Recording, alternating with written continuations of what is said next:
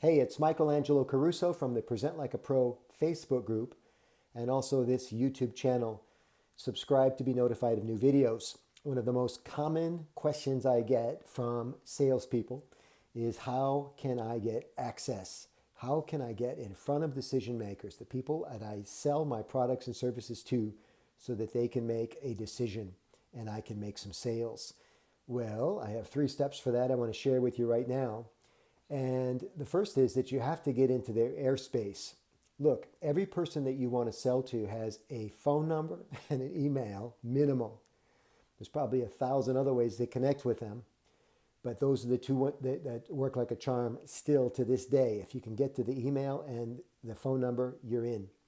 So you have to find clever ways to get into their airspace. You can do this on LinkedIn, you can do it on email, you can do it by running into them at an event you know they're going to, right? And I can tell you this, they do not want to get your sales pitch as soon as you say hello. One of the best ways to curry favor with someone or put yourself in good stead is just to give a heartfelt compliment. It can be related to your business, it can be unrelated, it doesn't matter. All you have to say is, I really admire you. Thank you for keeping the standard high in our business or your industry. And it's a great start to a wonderful relationship. So that's the first step, is that you have to fly into the person's airspace. The second tip involves identifying a problem. The person that you're trying to sell to has to have a problem. Otherwise, there's no reason to search for a solution. I feel very strongly about this. You have to identify the problem or there will be no sale. Let me repeat. No problem means no sale. So you have to work really hard to identify a problem, something the current vendor cannot solve, something that your product solves that heretofore hasn't been solved, right?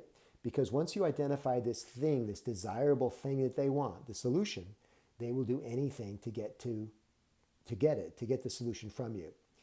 So we need to fly into the airspace of the people we want to connect with. We need to identify a problem, because if there's no problem, there's no sale.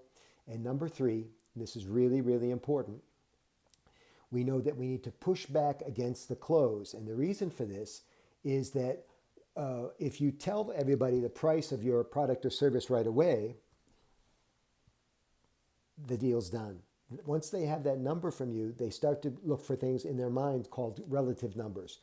You tell them your price, they start thinking about what they're currently paying, right? Or you tell them their price and it's automatically higher than what they were paying.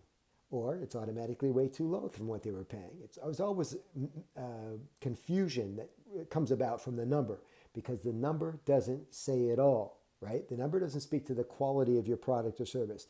The number doesn't speak to how well you'll take care of this person as a salesperson, as a unique person, maybe somebody they've never dealt with before. The number doesn't talk about the wing-dings and the bling that's attached to your product or service. Your company's reputation, for example, the high level of training that your company does that the competition doesn't do, right?